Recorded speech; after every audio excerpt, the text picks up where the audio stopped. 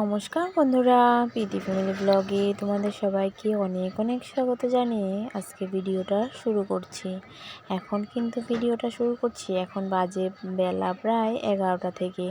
তো আজকে কিন্তু আমি পুজো টুজো দিলাম না, কারণ আমার শরীরটা ভালো নেই। তো তার জন্য সকালবেলা ঘুম থেকে উঠেই কিন্তু স্নান ধান করে নিয়েছিলাম।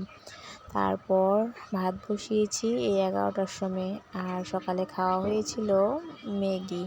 তো সেগুলো আর কোনো কিছুই তোমাদের সাথে শেয়ার করা হয়নি।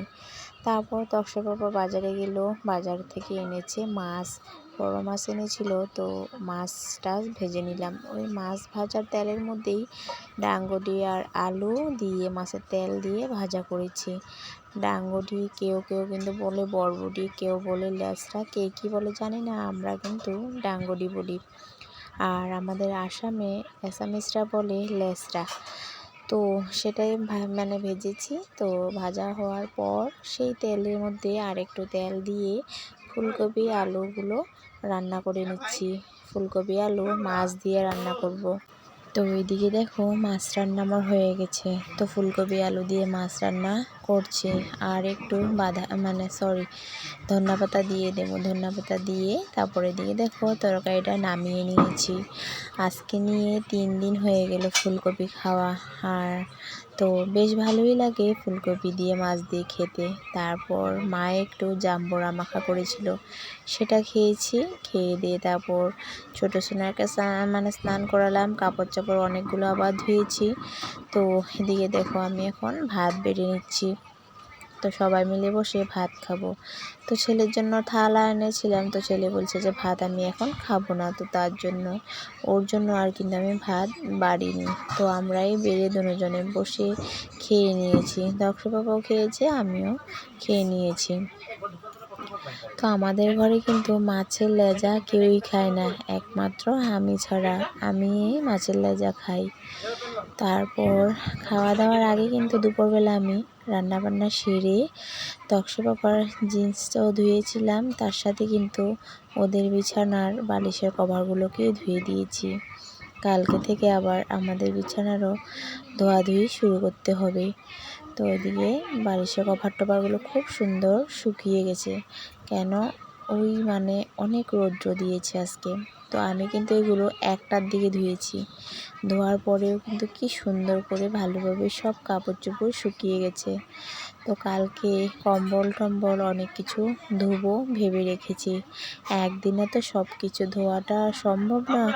আর যেহেতু ছোটো সোনাকে নিয়ে আমি একটু ব্যস্ত বেশিই থাকি,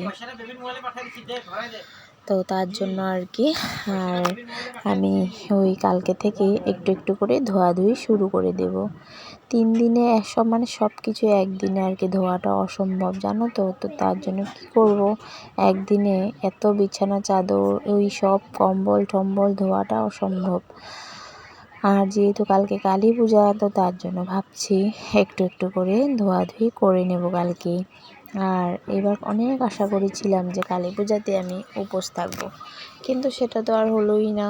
আর ভগবান চায়নি হতে পারে। তো তার জন্য এবার আর হলো না।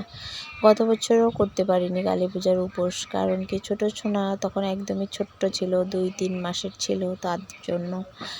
আর এবার ভেবেছিলাম একটু কষ্ট হলেও আমি উপোস করব, কিন্তু সেটাও হলো না। ভগবান মনে হয় চাচ্ছে না যে এবারও আমি উপোস থাকি।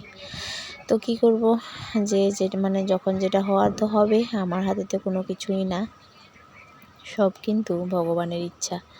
তারপরে এই টেবিলের কভারটাও ধুয়েছিলাম ওই কাপড়গুলোর সাথে, তো সেটাকেও লাগিয়ে নিচ্ছি।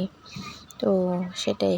আর আমাদের এখানে কি বলো তো, সব কাপড় একদিনে কষ্ট মষ্ট করে ধুতে পারবো ঠিকই, কিন্তু মেলার জায়গা হয় না, মেলতে অনেক অসুবিধা, জায়গা অনেক কম। তো বিকালবেলা গিয়ে ছেলে ওর পাপার সাথে গিয়ে বোম কিনে নিয়ে এসেছে। বোমের জন্য আজকে 2 দিন ধরে বায়না করছিল, তো আজকে গিয়ে বোম নিয়ে এসেছে। আর এই কয়টা বোম না, এখানে যা যা আছে সেম আরও আরেক ভাগ এনেছে। তো সেগুলো আমার ভাগ্নি থাকে তো আমাদের বাড়িতে, তো ভাগ্নিকে দেওয়া হয়েছে। তো আধা ওর জন্য আধা ওর জন্য, ভাই বোন দুজনের জন্য কিন্তু বরাবরই এনেছে। তো ওরটা ওকে দিয়ে দিয়েছে আর ও আমার ছেলেটা আমাদের ঘরে নিয়ে এসেছে। তো সেগুলোই দেখছিলাম আর তোমাদের সাথে একটু শেয়ার করেছি যা যা এনেছে। আর বোমের এত দাম জানো তো বন্ধুরা, কি বলবো, 15,000 টাকার বোম এনেছে এগুলো। আর মানে এটার আরও সেম আরেক ভাগ আর কি। তো আগে ছিল এগুলো বোম 10 টাকা, এখন নেয় 20 টাকা ওই মরিচা বোমগুলো। আর বাকিগুলো তো অনেকই দাম, ওগুলো তো বলার মতো না দাম, মানে কি বলবো। তো সেটাই তো সন্ধ্যাবেলা ওই দেওরে লাইট লাগিয়েছে, সব লাইট টাইটগুলো বার করে দিয়েছিলাম। তো ও সব ঘরেই ছিল, তো সব লাইট টাইট লাগিয়েছে বাইরে, ওর মানে সাইডে, ঘরের সাইডে টাইডে সুন্দর করে লাগিয়ে দিয়েছে। আর দেওয়ালিতে যদি লাইট লাগানো না হয় তাহলে তো একদমই ভালোই লাগে না, তো তার জন্য আর কি তো এগুলো লাগিয়েছে। খুব সুন্দর লাগছিল কিন্তু দেখতে। তো ওই লাইট লাগানোর পর আমি আর আমার যা গেলাম রাস্তাতে, গিয়ে দেখো তোমাদের সাথে একটু শেয়ার করলাম লাইটগুলো। তো আজকের ব্লগ ভিডিও কেমন হয়েছে বন্ধুরা কমেন্টে কিন্তু অবশ্যই জানিও। তো আজকের জন্য টাটা। লাগছে ক্যামেরাতে কিন্তু সুন্দর আসছে না। আর এদিকে দেখো সব দিকে দেখো সবার বাড়িতে লাইট লাইট, এই যে দেখো আমাদের পাড়া এটা, তো কত সুন্দর সব দিকে দেখো লাইট জ্বলছে, অনেক ভালো লাগছে।